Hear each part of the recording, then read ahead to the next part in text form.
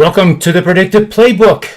I am John Ryan, your host, and I have two very special guests on the show today, so you'll be definitely sure to watch this one. We have Tony Finn, sports investor and Ingame live addict, and he actually admits to being the addict. And he does college basketball insider with daily free picks over at Wager Talk. He's also, I hear, the all-time leader in profits made for clients at Wager Talk in the history of the firm, which is something that's extraordinary. And we also have Rob Vino joining us, and he has accolades that I could waste the whole show talking about him. But he's RobVinoSports.com, also at WagerTalk.com. If there's one site that you guys go check out and you haven't checked it out, it's WagerTalk.com, and I promise you, give you my word, you're not going to be disappointed in the least. So, gentlemen, welcome to the show, and I can't wait to get this one started. I guess we'll let Tony go first because he's the first timer, so we'll try not to do too much hazing with him. But I'm sure the listeners would like to know about your background, how you maybe started out. Anything you want to share with us the floor is yours. Well, I'll make it short, and that is I've been a sports fan since I can remember, seems like, and I grew up was born and raised in a little small village outside of Kansas City by the name of Lawrence, Kansas. So unless you're a sports fan, you probably don't know much about Lawrence unless you're a Civil War fan too. But and it all started, I played some football. I was a pretty good football player. I was, at that time, guys, I was even fairly good size. Today I'm one of the small people, the midgets. But I was, I think, in high school, 6'6", 6'1", played at about 210, and played linebacker. And long story short is, a bad knee and more talent or less talent than you think you have leads to other things. And here we are. We back before the internet was prevalent and before fantasy was, mainstream. John and I were talking. You and I were talking before the show about how hard it was just to get scores sometimes back in the in the 1800s. But even before we were doing fantasy football and fantasy baseball by mail. We did it by mail before we had the marvelous, magical invention that Gore brought to us and called the internet. But now I spend about 18 hours a day. I spend 18 hours a day living, breathing, and bleeding, sweating sports, North American sports. And if people ask me all the time, guys, did you see this? Did you say that? And I say, listen, was it on ESPN? Was it on Fox News? Was it on the major portholes that I visit on the internet? Because if it wasn't, I don't know anything about it. There it is. That's a good way to start the show. I got to say, the results over the weekend weren't too favorable for me. I've had 5 consecutive NCAA tournament profitable seasons, and I think I made a mistake, Rob, when I was on the show with you. There was a minute 20 left in the Ohio State Oral Roberts game, and I literally said to Rob, I said, "Oh my God, look at the Ohio State money line. You had to lay $1,000 to win 100. They were winning by 2, minute 20. So what do? I take Oral Roberts at plus 625." And then I have to post it. I have to post it on Twitter, and the betting guys got pissed at me, and the weekend wasn't so good. But you live and learn. I mean, after 25 years, you would think I would know better. It's like you play golf. You run off 2 birdies in a row, and you start thinking you're Greg Norman, and then all of a sudden you take an 8. But no, I mean, it's all serious though. I mean, it's been a tremendous tournament, and. For the weekend, how did you guys end up? Tone? Me? I was either of you. Okay, I going into yesterday's play, I was 7-3 in the big dance in the championship tournament. I wasn't quite as successful. I had a couple of plays that were losers in the NIT, but and then yesterday, it was not too bad. It wasn't great, but I went 2-1 yesterday, so I think that made me 9-4 going into today. And I've had one winner. Looks like I have 2 winners now today too. So that makes me 11-3. I took the over in the early session with Iowa and Oregon, and I played the Zags. I thought they would run Oklahoma off the floor today. Although the second half, Lon Kruger made some adjustments that were positive, and Gonzaga wins by 16. There'll be some guys. There'll be some who push this game. I saw it go up to 16 at several books, but I got it early at -14. So far 2-0. Well, it's good to know I won that one at least. I did see it right before we started the show. Gonzaga was only winning by, I think, 8 or 9. Yeah. But you feel snake bit sometimes. But I had Florida yesterday, for example, and I tried to find a reason why not to bet that game because it just looked too good to be true. Again, I should have relied on my intuition and experience and not played it, but I did. The same thing with the Iowa game. When I woke up this morning, the numbers would say Iowa, but then your intuition kicks in, your experience of seeing games like this before come back to your memory, and like, oh man, this isn't feeling right. And another one that doesn't feel right to me is this Ohio Creighton game, and Creighton public has really kind of hated them recently. They're not playing quite at the same level they did earlier in the season. Line's 4.5. Yeah. Conceptually, I think it should be 7. But I can't make a case that I'm getting value playing Creighton. So, Rob, what do you think about that game? Well, I thought, John, that it would be high scoring. I like this time of year. I was just having this discussion off air with a couple colleagues of ours after the NBA tip-off show over at Wager Talk, and I like this time of year when you turn on the TV and you get these halftime shows and you have guys explaining to you, analysts explaining to you what's going to happen in these games that don't cover the college game. Case in point, Ed Cooley, head coach for Providence, who does not see Ohio U at all, especially in a COVID year when you're stuck to your conference, and non-conference was very, very limited. And Ed Cooley was saying that if the game is played in the 80s, Creighton wins automatically because Ohio doesn't want any part of that.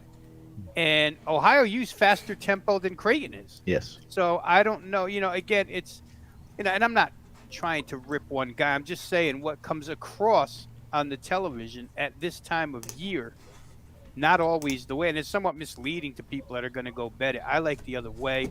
I thought that Ohio U had a pretty poor shooting day the other day, despite winning against Virginia. Of course, when you're playing Virginia, they're going to make you look poor offensively more often than not.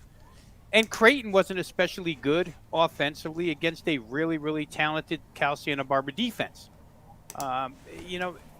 When we go from first round to second round, guys, we so often see so many different results. I learned a hard lesson. John, you're talking about gut instinct and intuition. I learned a hard lesson in Las Vegas. I think it was in 1988. Went out there with a fistful of cash, and a buddy of mine, first night, Thursday night of the tournament, place is packed. I think I was in Bally's, and I can't remember. I think it was Middle Tennessee State, but I play this mid-major team. They go crazy. They make 18 threes. They win the game going away, and man, I can't wait to bet Middle Tennessee on Saturday against Wayman Tisdale in Oklahoma. And guess what? That game was over before half. So, these things are so, John, you and I talked about it. You can't blanket statement these games. They're all individual entities. And I think this matchup just lends itself to up and down the floor. There'll be some guys that are so superstitious that they'll say, well, I just saw 2 overs, one this afternoon at noon, and I just saw another over right behind it. Can't bet a third over. Got to bet an under now, but Well, Rob, I'm going to interrupt you. Was that 1988? Was that the Billy Tubbs? Or maybe 85. Okay. I got married in 88, so probably 85. My wife wasn't holding me back. Billy Tubbs and Tisdale, and I thought maybe it was 88 when they lost to Larry Brown and the Jayhawks in that national championship game. I didn't know. Was Tisdale on that? Was he still there? It's whenever Tisdale was there. Yeah. They played MTSU. That's good stuff. And like I say, it just taught me a lesson. These things don't carry over all the time. Guys, long story short, they both played unders the other day. They're both really good offensive teams. They're not faced with defensive challenges that they were faced with the other day. So I liked it over the number. I could make a case for either side here. But you're right, John. There's been a lot of money fading Creighton these two games, or at least not backing Creighton. Let's put it that way, because I don't think the line has really moved much in this particular game. But people aren't rushing out to back Creighton ever since that Georgetown fiasco. That's so true. That keeps me a little bit nervous to pull the trigger. I'm usually never nervous to pull a trigger. Look at the numbers, I look at the fundamental matchups, and that's it. But some of these games have just gone completely chaotic to what I was expecting. The Florida Oral Roberts game, for example, and not taking any credit away from Oral Roberts. I mean, I obviously now believe that they are a very good team. And now whether they're going to advance in the next round or not, we'll have to analyze that game. But if Florida, kind of beat myself up a little bit about it. Florida was largely inconsistent all season. Yes, and you just didn't know when they were going to bring the A game or they're going to bring the D game. They obviously brought the F game, and and I'm not saying that if Florida would have played their A game, they would have won. Who knows? Oral Roberts is pretty darn good. But that's where I think I made the handicapping error, was assuming that Oral Roberts wasn't as good as some of the teams in the SEC. They probably are, no doubt. Well, I think you're probably correct. I mean, if you're going to base it on, and I'm not one that does comparisons too much, especially single game comparisons or common opponents. But Oral Roberts, the conference, that's just not.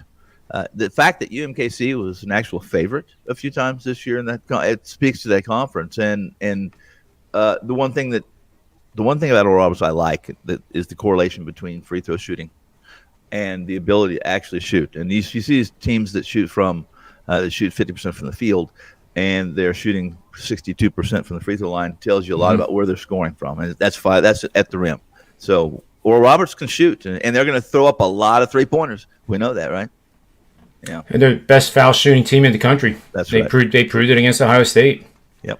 Colorado and Oral Roberts. Colorado's amazing, and also a very good free throw shooting team. Yeah. I was looking up that real quick with Oral Roberts, and I don't know, you guys probably feel the same way, but in our case, we usually bet all of these conferences. If you're only betting power conferences, you wouldn't know about the mid majors. But being able to bet every single conference, as we do as professionals, the ESPN Plus app, I'll give you a shameless plug here, but it gives us the ability nowadays to watch every single one of these teams. It used to be that you would have to watch the conference tournaments when ESPN brought conference tournaments, mid-major stuff, to the television. You could watch that, and for 3 days you could try and learn about a team. Now you can learn about them all season long, and the fact that Oral Roberts is so fast-paced and they were held back in their first game. John, again, another good example of opposite results here. Ohio State and Oral Roberts that day, if not for overtime, it stays under.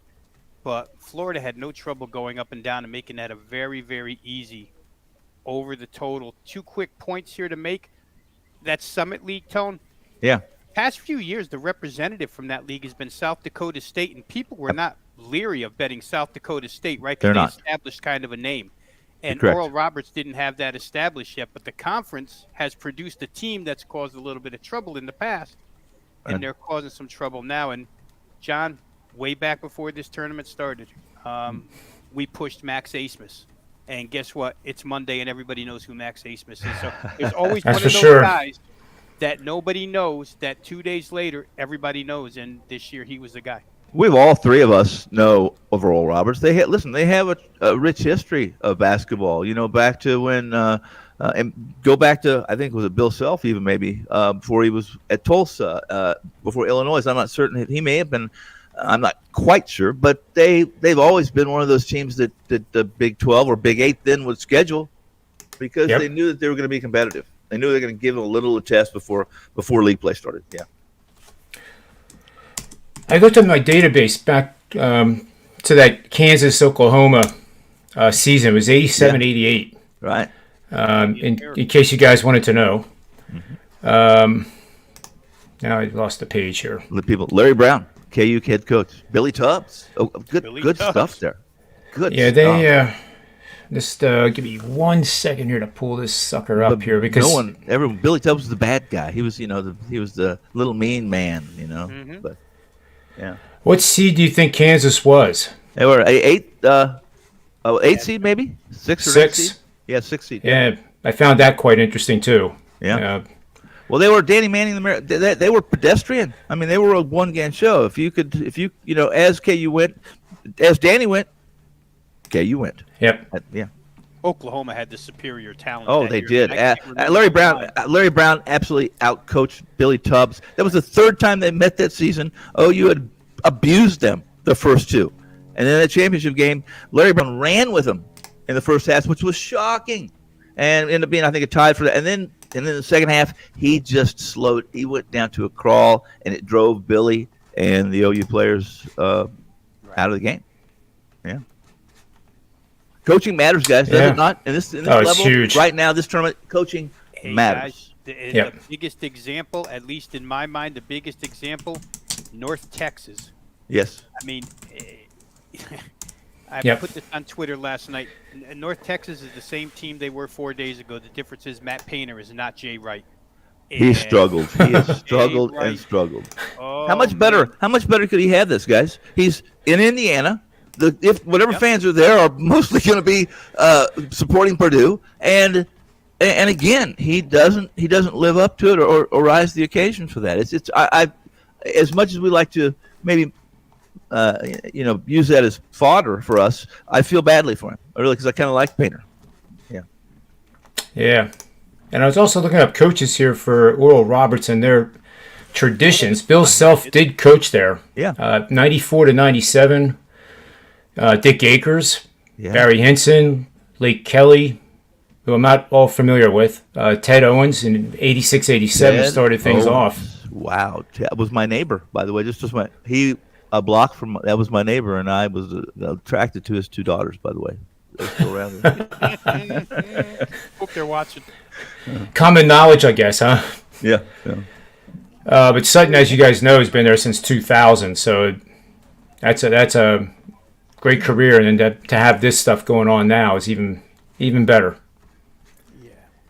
So I think Barry Hinson was Southern Illinois as well in the MVC, Missouri Valley. Later on, made a pretty good name for himself. That's a pretty good tradition for that school. It is. We'll see how much further they go. One time it was rumored that the players ate off of gold plates supplied by Oral himself. That's just rumor.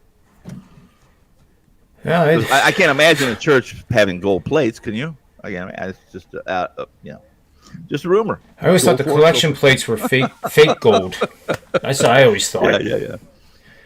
But Hinson here did coach Southern Illinois from 2013 to last year. No, what am I saying here? Yeah, Barry Hinson, 2013 to 2019. If my database is right. Yeah, that's probably right. And I don't recognize any other big names there. That's a pretty good list of coaches, guys, considering who they are and how difficult it.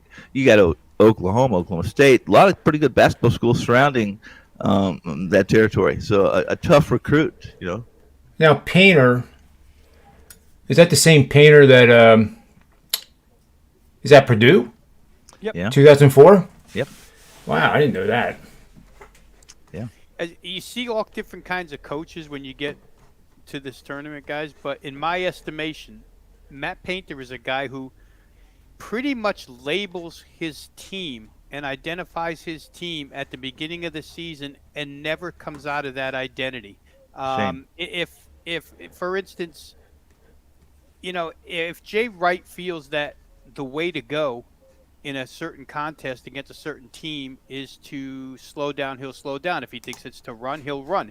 He has his team very flexible. Matt Painter, to me, there's been years like the Carson Edwards years recently, right, where they flew up and down the court and scored, and then there's other years where they just go to a crawl. They don't seem to have that in-season flexibility to play different styles. And against North Texas, he decided to just sit there in that grinder with North Texas, which is what they wanted. And it took overtime, but he did get ousted when he shouldn't have. He had superior players. And, That's a bad loss. I agree with you, Rob. It's a bad loss. It really is. And talk about recruiting. That's a bad loss for recruiting. And in this time and place that we're living in, everything's visual. It's not, it's pretty tough to get firsthand, get the kids to your university, et cetera, et cetera. So what happens on television, especially at this stage, matters for next year and the years coming. Yeah, no doubt, no doubt. So with the games coming up tonight, I've been finding myself, and I'm sure you guys are the same way. I've been finding myself doing more 50% pre-flop and then using the live game volatility. And the higher the total, the more volatility that you would expect in the game. If it's a 160-point total, there's more likely to be 10-point runs by both teams. So, as you guys know, I step in front of those just as I would when I was trading up in New York. You see a 10-point run, especially if it's the team that you did not bet pre-flop, the opponent. You sell into it, and you can accumulate some amazing lines. I have to admit, during the Arkansas game, I was hiking with my dog Manny, and I'm walking like this, trying not to trip and fall on my face over roots, and I saw a plus 4.5, so I stopped and I tried to get it, and of course it's sometimes hard to get it submitted in time, so it changed to 2.5. I still got it locked in there. But then, right after that, they go on that 17-0 run. They have the lead at halftime, and then you kind of knew, what was going to happen in the second half. But the point is that you don't have to be a rocket scientist to know, how to take advantage of this. You have to be a little bit contrarian. It might feel weird the first time you do it. That even in a football game, you take the Eagles and they get down 10-0, but they're a 3-point home favorite. So you loved them before the game started, and now all of a sudden, because they're down 10, you don't want to get a fire sale price for a betting line to add to your bet. That's the part that you have to get used to. I have at this time in the tournament too, guys. I'll throw my 2 cents in real quickly, and that is I become, as opposed to money line player, I sometimes become as a points player, I become a money line player in the live betting for some reason, especially if depends on who you're using for your live betting, who your app is, who the company is. But if they're algorithm based for the most part, if there's a bunch of games going on and the adjustments or the in-game live numbers are being made by algorithms, there's a serious, significant advantage to getting, if a dog jumps out to a 10-point lead early in the game. There's been a couple where I just got such a great price, much like I got such a great price on this because they, as 6 or 7 point dogs, they're still those early numbers are still basing this team coming back, and you can see it. And if you're a trip handicapper at all, or you're visual and you trust that your vision and what you see, you're going to get a great price. And when it comes down to this time, we're in 16 in this range. I don't know about you guys, but I seriously advise that you just take that seed, that little number next to the team's name, and you pull the shotgun out of the case and shoot that son of a gun, because it will trip you up. It will really trip you up. Yeah. We were talking too before the show started. Give us the rundown on the history of the 6-3 that we saw with Texas Tech and Arkansas, because maybe it doesn't, that matchup won't happen until next year, but these are the things that our listeners, in my opinion, should be writing down or putting into a notebook or something, and so you can reference it next year, because you're not going to remember it. But anyway, give us a rundown on that. 6-3. Yeah, well, 6-3 is. Listen, there's been a lot of games, and I think this trend. And correct me if I'm wrong, John. You would know better than me, or Rob, even you would know better than me, being younger than me and having better memories. But going into that game with the Texas Tech and Ark game. Our Texas Tech was a 6 seed. Arkansas was a 3 seed. In the 6-3 matchups, when the 6 seed has been the favorite or closed as the favorite, been 6 situations coming into that game. In 5 times of the 6 situations, the 3 seed won. The lower seed, or the assumed better team, won outright. And obviously, if they went outright as a dog, they cover, right? I don't know what the other 7th or the 6th one was at that time, but it also happened. Again, what happened with the Ark Texas, I mentioned, So now it's 6 out of 7. I think 6 outright. And we had a chance really today if UCLA or USC was to close as the favorite over Kansas, we have that same scenario, the 6 versus 3. And I'm one of those guys. I don't know if you watched the USC. I'm not a big I live out here, so I see a lot of Pac-12. And I don't think the Pac-12 deserves to be labeled or even in the same sentence as Power 6. I just don't. I would name you A-10. I think there's a handful of conferences on the East Coast that are better than the Pac-12. And the USC handled Drake fairly easily, but they did it, in my opinion, simply because of their length. It's very difficult to score in the paint on this, and they do not have a length advantage over Kansas. They may have a blue chip advantage, believe it or not, with some of the Bill Self. Rob, you mentioned Painter. You see how KU started this season and what Bill Self, the adjustments he's made from an inside-outside game to being elite defensively. He said, listen, I got a group of guys. I have to be good. This is what I'm going to do. I can be this. And he is that. You see the same thing out of a guy like Bobby Huggins. Yep. This isn't a typical West Virginia, although we don't see West Virginia anymore, I guess. But long story short on that is that he was elite defensively. They were a guy that was almost as close to Arkansas in the 40 minutes of hell that was run down there for years and years. That's who Bobby Huggins was. This team wasn't that, and he made the adjustments, and he had a pretty damn good season. So, yeah, his team was different this year too. It was so offensively. Well. Yeah. Definitely one of the top 5 efficient offenses there was, and I was surprised by that game. Yeah. But Tony, Bill Self is a great example. Real quick here, because as you mentioned, due to whatever the circumstances have been, injury or whatever, he's been forced even at times to think of stuff like going 5 guard. Yeah. But Bill Self, who at this point in time finds his team best suited to be a slower paced defensive type team, I guess felt like he had somewhat of an advantage Saturday with his athletes against Eastern Washington's athletes, although at times it looked like, Eastern Washington caused some trouble. In the end, he ran up and down the floor and beat that team, so he wasn't afraid. That's what I mean by being a little bit flexible game to game. Now we'll come back tonight, and he'll play USC, and maybe he'll go to a 65-63 game against USC. Maybe he feels better that way against this team, but that's the kind of coach that wins in these tournaments. Yes. And Matt Painter's the kind of coach that gives you a great regular season and then, opts out. Yeah, Bill Self could give a rat's arse about regular season. He really could. Conference, he likes to win conferences, and he won quite a few in a row. I think maybe more than John Wooden did even. So when you mention that name, he's a pretty damn good coach, guys. Really is. What he did at Rob, what he did at Tulsa, what he went to Illinois, even Bruce Weber. Listen, Bruce Weber, when Bruce Weber's Illinois team went to the Final Four, that was Bill Self's team. It was not Bruce Weber's team. Hold on, Tony. I'm going to put you on the spot. Okay. On the spot. Okay. Did a better job at Tulsa, Bill Self or Nolan Richardson? Oof. Wow. Well, listen, Tulsa springboarded both of those guys to pretty good college basketball coaching careers. But who did a better job? I'd say Nolan Richardson, just because of the handicap he had. He had a lot of handicaps when he was there, but be it racial handicaps in Oklahoma, by the way. So I would give him a lot of credit for what he did. But he had Paul Pressey. He did have Paul Pressey. Well, Bill Self had what's that? Garth Brooks. Well, they were college roommates. So.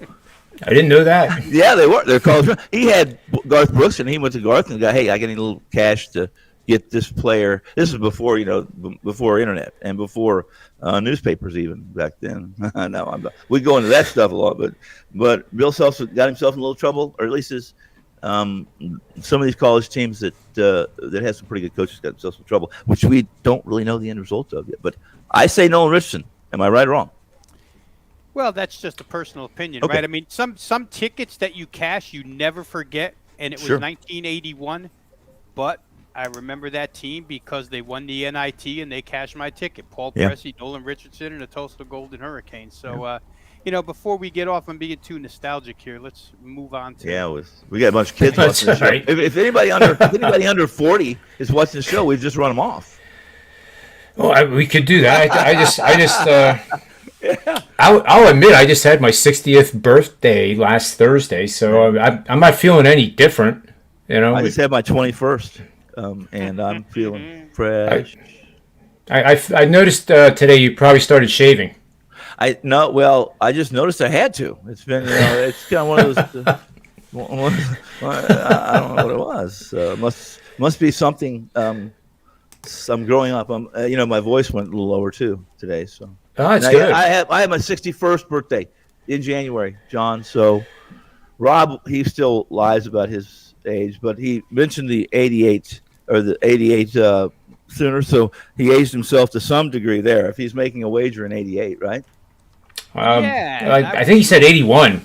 Well, yeah. 81 with Paul Pressey and Bill Nolan. Tisdale wasn't born yet in 81, so come on. Well, the year I was born, just to, people can guess. You guys will know, but the year I was born, Mantle and Maris had their great home run chase.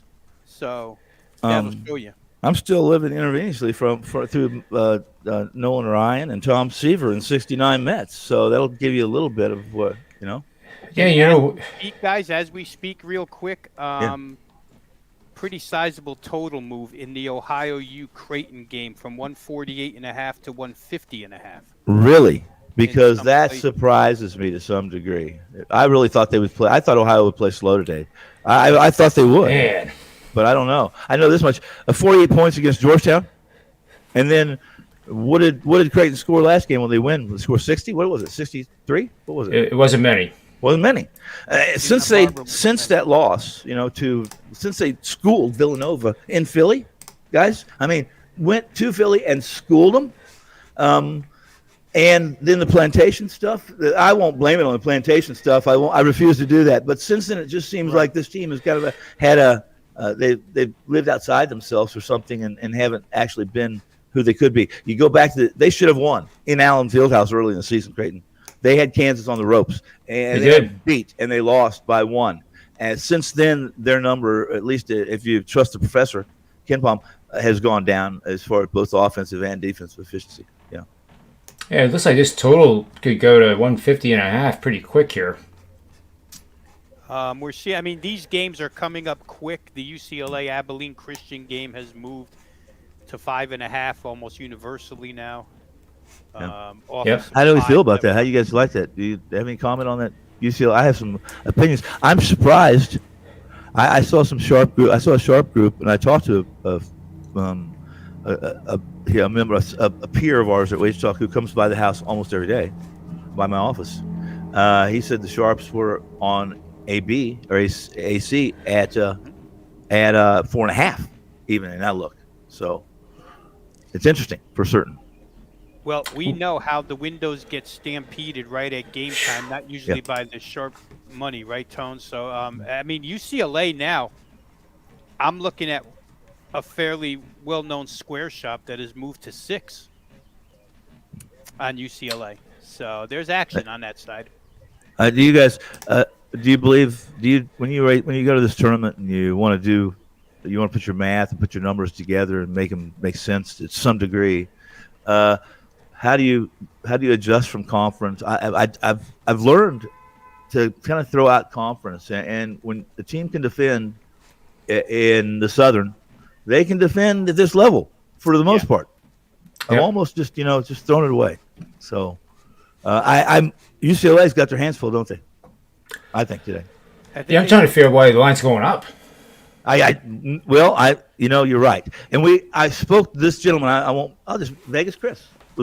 He basically said, if I can get AC at 6, he said, if they go to 6, I'm on them. That's what he said. So, well, he had to push the button late, but he got there in a couple of spots. And that's right. Looks like they've got the first point of the game. 1-0 Abilene Christian. We'll give you a live update. Stop the race. And that's why I always come back to the live betting strategies that I've been trying to build. Okay, so I'm confused here. Let's say I do like UCLA. The line's gone up to 6. I don't like 6. So why not bet 50% pre-flop at 6? And then in-game look for -1 and then +2.5. Those are some of the numbers I've been playing around with the volatility. It seems like a gap of 4 from the pre-flop line in your favor will happen almost every time. The second part of it, where you're looking for 7.5 points in value in your favor, that doesn't obviously happen all the time. The Arkansas game, it obviously happened and then some. Because that game, based on the stats that I'm following now, that should have never gotten through pick on the in-game, but it did because of the score. Yeah. But more and more, there's times where, why even bother with the pre-flop then? If I don't, guys, listen, just so that's a good point, John and Rob. And I've mentioned it, and I'm transparent and honest about this. There's a lot of games that I release that I don't play pre-flop, that I wait. I have an idea, at least I have historical, statistical, and gut feeling, even a trip handicapping idea that I'm going to get a better number if I just wait. That what's the first 5 minutes game? I'm going to get a better number. So absolutely, John, I agree. Yeah, especially in basketball. Yeah. I don't think. I guess in hockey, that's an interesting point too. Hockey volatility is they don't score much. I mean, it's obvious. It's kind of dumb to even say, but there's probably times where you could be looking at the Tampa Bay team at a huge line, 250, say, and what if the opponent does score first? What if they score 2? What if it's 2-1 at the end of the first period? Then you're going to get that Tampa Bay team at probably. I mean, it could be closer to like minus 135, I think. And if it doesn't happen, as I always tell Rob, there's another bus coming right down the street in about 10 minutes, and you try it on that game. There's no rush. No. Listen, this time of year, I've said it many times on shows, be it radio or video or YouTube, and that is that. I love this time of year in the NBA. When I know we're not talking NBA, but I'll bring it up, and that's the volatility in the NBA. All I'm doing is looking to get an 8-9 point middle on a total. The volatility in the NBA is incredible in live game, and I promise you that on a night where you have 6 or 7 games, just 6 or 7, you'll find 2 or 3 times you will get that 8 or 9 point middle, and that's all you have to do is just wait for that 20-1 payout. That's all you have to do. You don't have to play much either to make a little bit of change and learn something about the NBA. Learn that there is no lead safe in the NBA. Not any lead safe in the NBA. Not 20, not 26. I suspect, Tony, you had a lot of success doing that with the Brooklyn Nets. Because mathematically, that team goes through volatility like you can't even believe. And I think it's because James Harden doesn't the rumor is he doesn't play defense. No. He's morphed. He's changed quite a bit too. From I thought he surprised the hell out of me, guys. That he's accepted that even maybe I should say that more than Harden is a Kyrie and what he's accepted. Yeah. But when you put 3 ball hogs together on the same team, it's tough to get them to work together. So far, I shouldn't say it, but Durant hasn't played now in probably 20 games, but he'll be back soon. And when 3 ball hogs can find a way to share the ball and be happy at the end of the game, even when they lose, that's something. Yeah, I think that league, with all due respect to Milwaukee, is the Sixers and the Nets now. And the Sixers are playing extraordinarily well even without Embiid. Embiid, if he's not out too much longer, I think he's still the favorite right now for the MVP. Yeah. With the injury to King James. Yeah. And Ben Simmons too. I used to get so mad when people would say, "Well, he sucks. He can't do a jumper. He doesn't shoot threes. He doesn't do this." But look at what he does that doesn't show up in the box score. I think he ranks 10th or 11th now in NBA history in triple doubles. What's he? How long has he? Yeah, long has he been? Is it third, fourth year? What's his year now? Third year, I think. Third year? One thing he hasn't done, and maybe he doesn't have the wherewithal, or maybe he doesn't have the skill set. I won't say he does or doesn't, but if you guys we'll all remember when Magic Johnson came in the league, he couldn't hit a 10-foot jump shot. Okay, but he taught himself to shoot. Kid couldn't shoot couldn't hit the.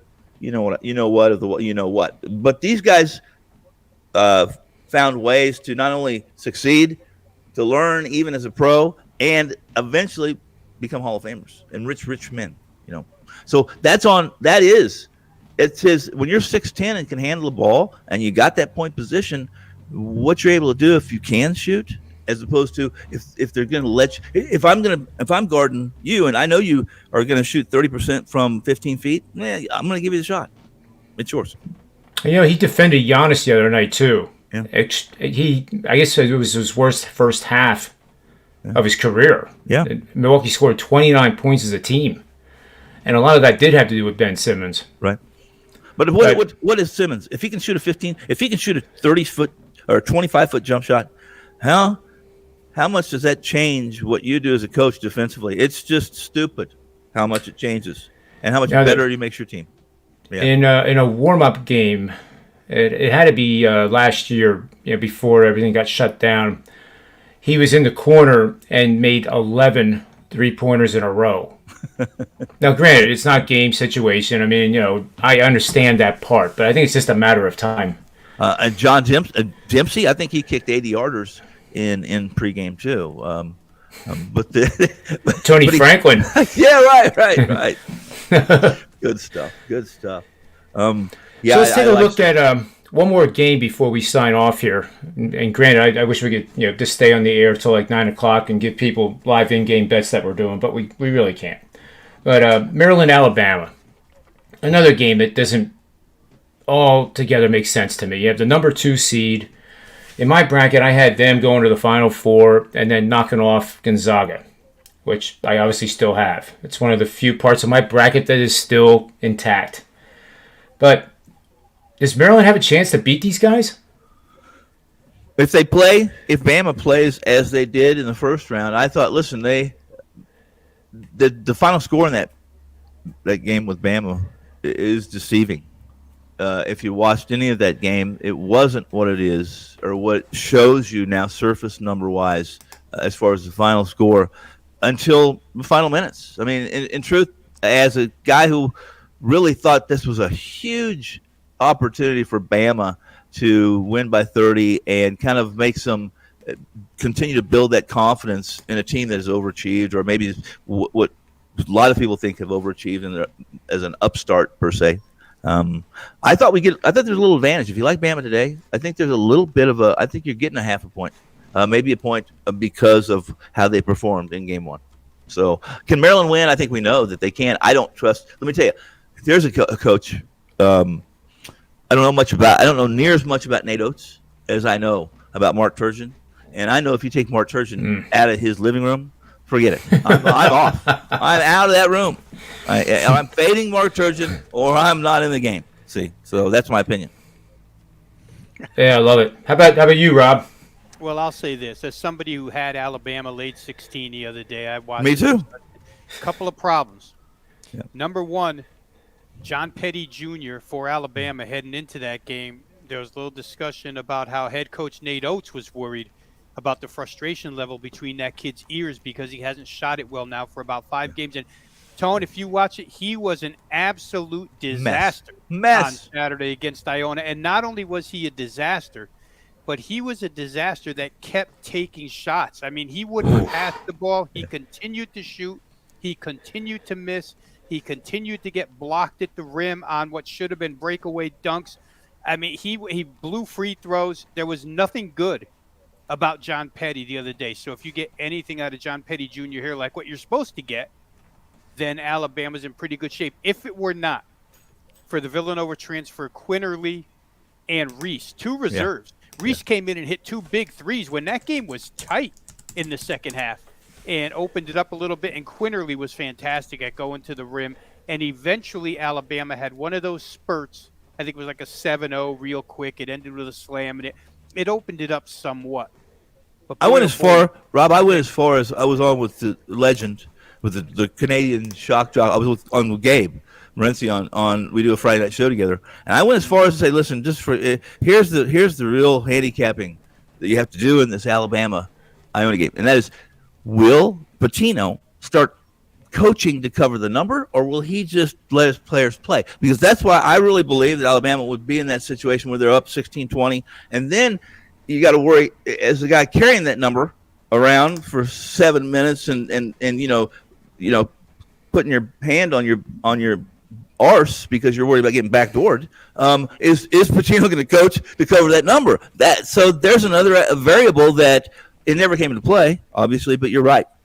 You couldn't be more right that it's sometimes, and this especially this year, I have a lot of connections with beat writers. It's really to my favor, and probably one of my strengths is that I know what is going on in the locker room. I know the pulse, the feeling, and what you just described, Rob, is critical, mission critical in my game, in my handicapping style.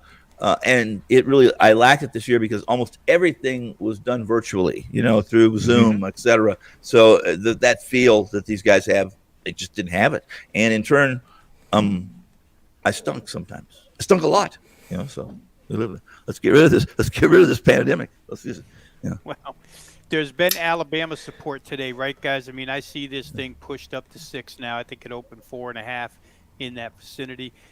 And Maryland's going to want to make it a crawl. That's what they're good at. They got UConn the other day. UConn could not make a shot in the first half. Maryland made threes.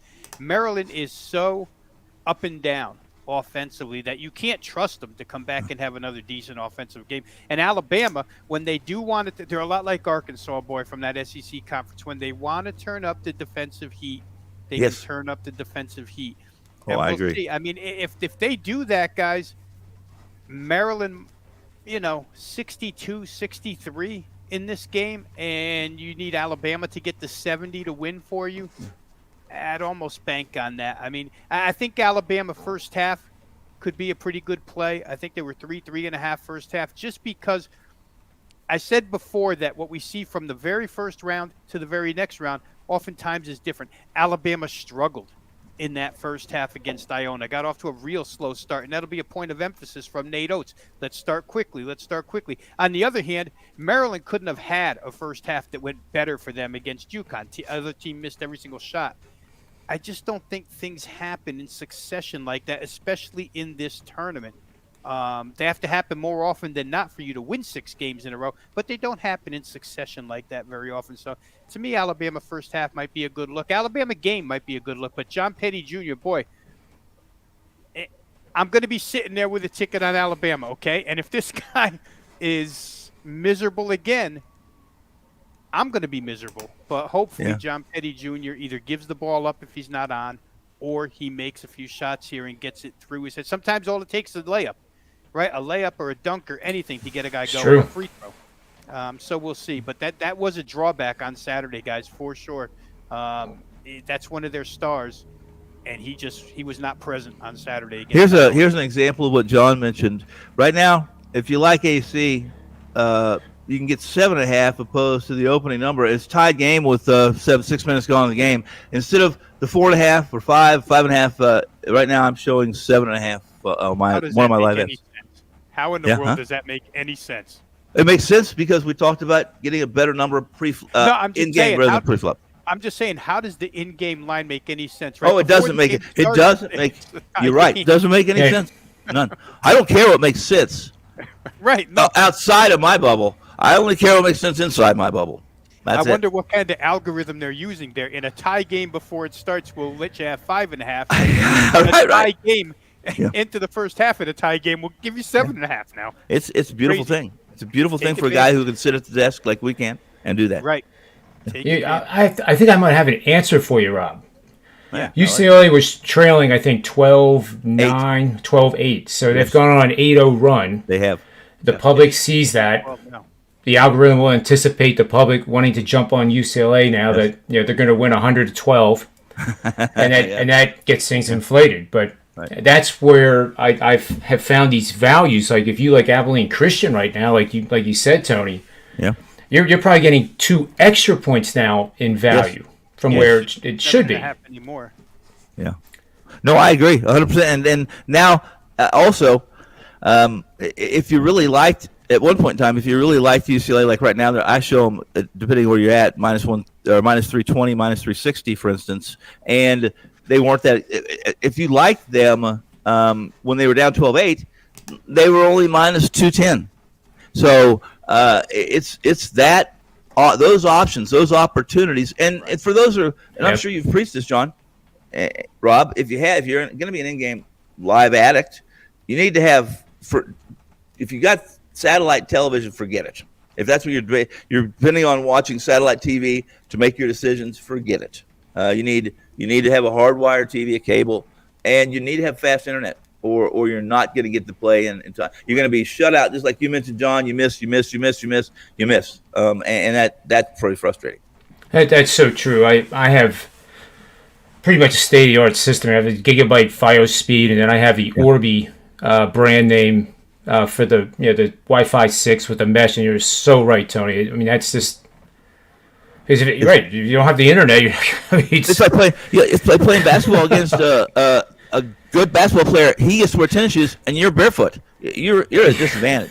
Exactly. You're done. Yeah, it's going to cost you money. The biggest part of in-game betting is the quickness that you have to get that bet in, because even sometimes you put it in, and then the line freezes, and it says bet not accepted, and you're a split second too late. And when it pops back up, your number's long gone. So, I mean, you have to just be so quick on the trigger. Or the 20 seconds it takes for them to confirm it, and then all of a sudden 20 seconds they don't, and you've missed 3 other opportunities. So, absolutely. And I think, too, you got to kind of outline what you're going to do before. You can't – I don't necessarily believe it. You can get a feel for the game, of course, but to be able to react to situations, I don't think anybody – is going to be that successful at doing it that way. But if you have a plan, like Abilene Christian, for example, I bet it pre-flop. Now I'm going to look for plus 8.5, and then I'm looking for plus 12.5 for whatever reason. But if you have that defined in before the game starts, and that's how you're going to execute it, then that's going to help. Agreed. Yeah, the difference between football and basketball, within 6 seconds, somebody could score on the other end, which changes. In football, at least it takes an 8-play drive. You have time to get that play in. But in basketball, unless you're Mahomes and the Chiefs. It's interesting in football too, because like third downs, if your team was on defense and you bet pre-flop, and they're on defense, third down situation, let's say close to the red zone, where if they convert the third down, that opponent now is in the red zone. The lines would get pretty inflated there too, and it paid to bet on your defense. Right. You're right. I'm also one. Listen, I never bet on a team. I'll never make an inline wager. Rarely. I shouldn't say never is a bad word to use in anything we do in life. But when they're on offense, I don't make an inline wager. You know you're going to get a better number. If you still believe it if they're 3 and out or something, and you still like that, you wait till they punt because you know you're going to get a better number. Especially if it's the Jets. I had to say it. Sorry. I had to say it. Pepperdine went off as 10-10.5. They're down 7-0 to start the game. Yes, let me tell you something. I really like Pepperdine here. Yeah, this is they're right good squad. Now. Yeah. Longwood has a connection. They are correlated to Winthrop, who I thought was terribly overvalued coming into this because of their record. You look at who they played. I did get Villanova in that game, although I was concerned a little bit about Nova, even pre-flop because of the injuries. Yeah. But they showed yesterday too, and second game, be it less than, but their team is still.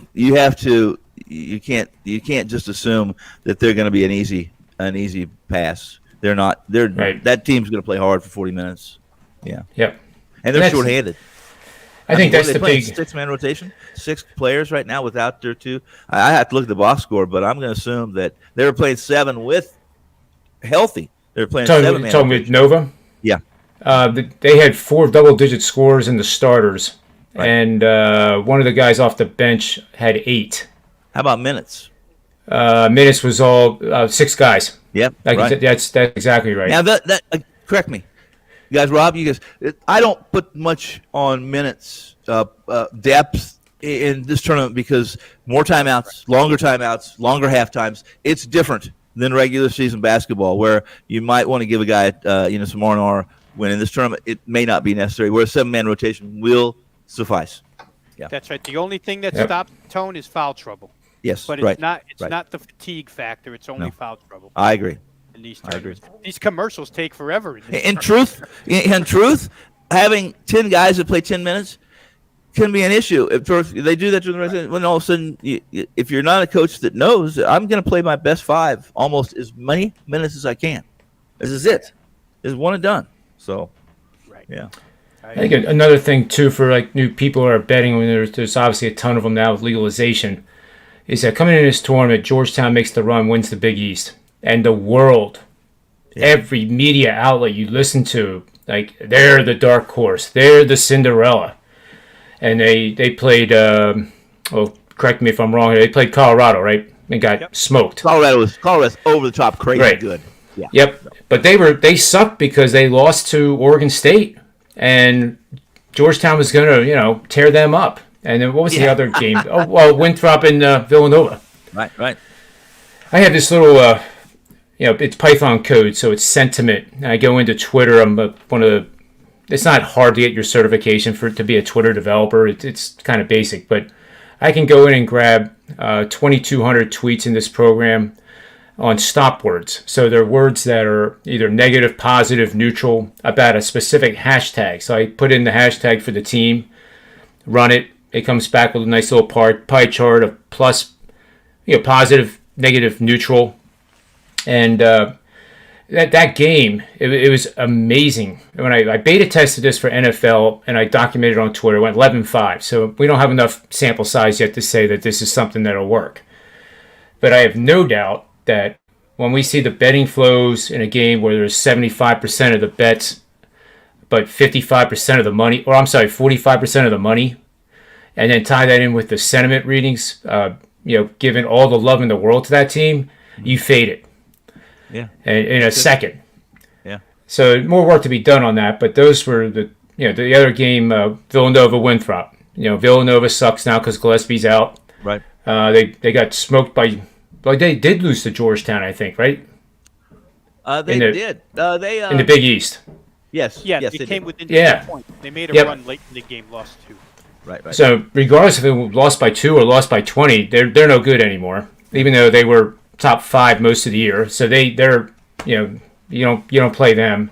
Right. But Winthrop, who the public probably doesn't even hear of, but this time of the year, with all due respect to the university, because it is a good place to go, all of a sudden that's the love affair.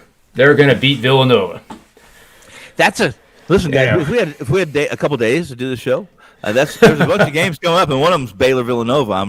That's an intriguing matchup for what I've just said about Villanova compared to a team that may be coming out of that COVID funk that they got into a little bit, because they certainly looked pretty good in that first round. Very balanced. Game. Yes, Very balanced.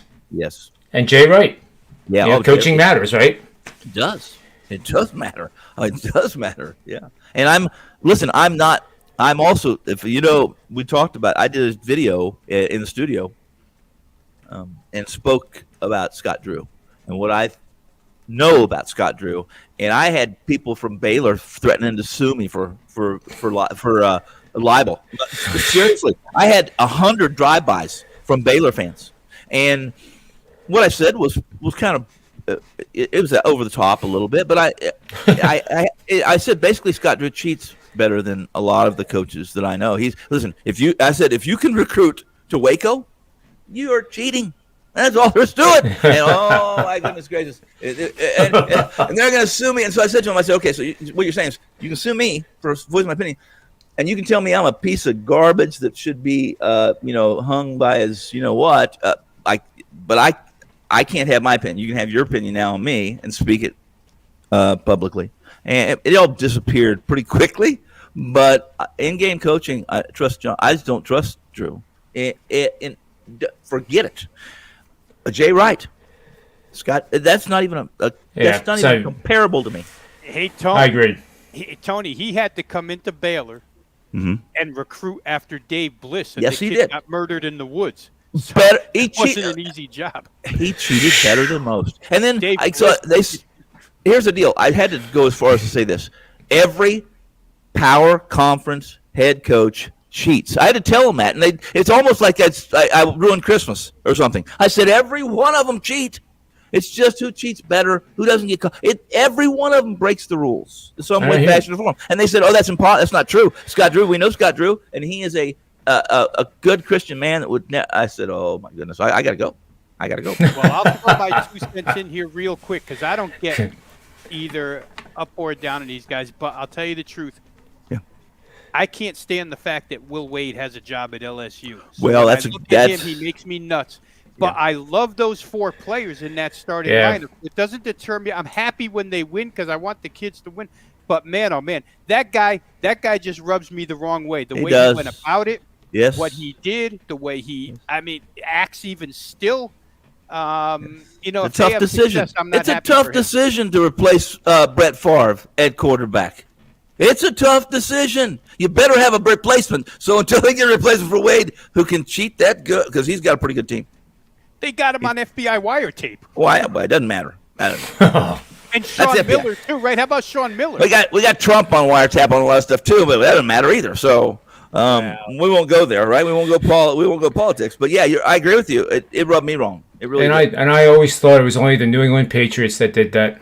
I'm absolutely shocked. Right. Well, they can legitimately pay people, the New England Patriots. That's a good not point. supposed to pay people the way they do. It had nothing to do with the fact that they were winning Super Bowls too, I guess, right? Right. Well, if they would have been the worst team in the league, they would have been caught cheating too. Yeah, if Wade didn't have any players there, he'd be gone. Mm-hmm. If he'd done a poor job with recruiting, he'd be gone. He's done a hell of a good job. They've got 4 guys in that starting lineup, and they play Michigan tonight. Yes, and when we look now, we see even more coming in on LSU. I'm just looking here quick. Well, yeah, we're gonna learn a lot about the 2 coaches in this game tonight. I think if you put value on that, we're gonna learn a lot about. Yeah, it's gonna be fun. I think it'll be really fun. Oh, and he was going to fight your buddy last week. Juwan was going to fight Mark Turgeon after that game. Turgeon. Well, we don't listen. That's another show. I got plenty of shows we can do. I got some stories on Ted Owens that will blow your mind away. But it ends up bad for Juwan Howard because in that scuffle, Livers breaks his foot. Right? I know. And now you don't. Have Karma's a bitch. It is. What goes around comes around hard sometimes, you know. I don't want to say it too loud. Johnny Detroit might be listening, but if he is, he's always listening. He's big brother. He's always listening. And you hear me, Johnny? I know you're listening. Michigan Wolverines. I could say so. I'm too new at those places to say anything right now. So I love you, Johnny. Yeah, right. They all love Johnny. Yeah. No, he's listening.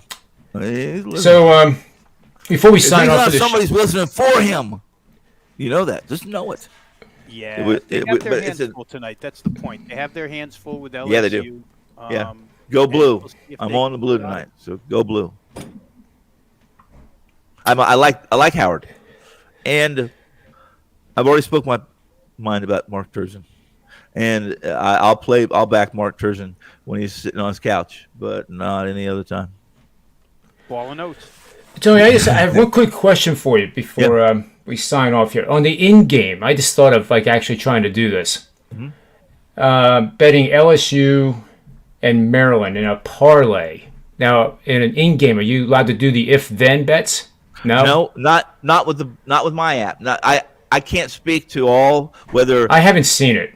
Yeah, whether FanDuel and whether DraftKings, all those. Listen, they're really the ones. If you think about how far behind, Rob, you guys, how far we are behind here in Vegas, the staffs that FanDuel and DraftKings have compared to the largest sports book in the world, which would be according to claims and marketing, but what they offer us as gamers is incredible.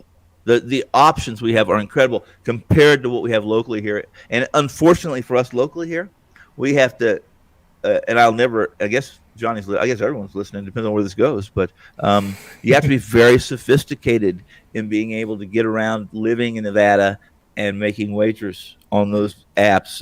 You have to have you can't just, make that 30-minute trip. Oh, I'm going to go bet this in game. I got to make a 30-minute trip down to Arizona or across state lines, right? There's ways around it, but you got to be sharp. And that rules me out. I'm old. I'm not very sharp. So I'm limited. Well, lastly, I want you guys to be able to, plug yourselves for what's going over at Wager Talk and some of the packages you have coming up and selling and whatever else you want to mention. So I guess we'll start with Rob. Yeah.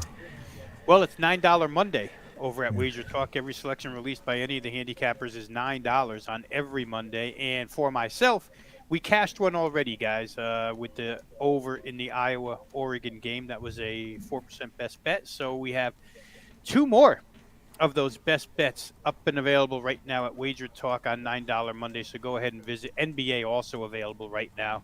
Once again, wagertalk.com.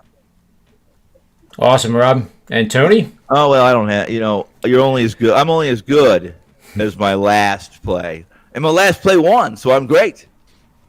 And I'm 2-0 today, as I mentioned, coming in. I had the over as well as you did, Rob, in the Iowa-Oregon game. And I had Zags minus. I got them early at 14, and they started steaming a little bit or catching some. They catch Smith's public money as sharp money getting Zagwell. But I also am outside of the dance, and I'm in-game live on Pepperdine. Now, I got them when they were down 8-0. When you were talking, Rob, I kind of was under the screen under here getting Pepperdine and that number. I released Pepperdine, but I got a lot better number than -10, and that early, which is amazing. And look at this game now. I'm considering what we're going to do with Abilene Christian. That are down 14 with 6 minutes to go in the first half. What are we going to do with them? I might I don't know. I might look at this total at this now because Abby's they're going to play hard and they're going to defend no matter what the score is. So we'll find out. But that's all I got for you. I got 3-game package up for tonight if you want to go get that, John. I'll give you a discount. I'll give you a coupon code. You got it, man. You got it. Love All right, so for a great show here, we'll have these guys together again. I guarantee it. For the Predictive Playbook, I'm John Ryan, and always remember, may all the wins be yours.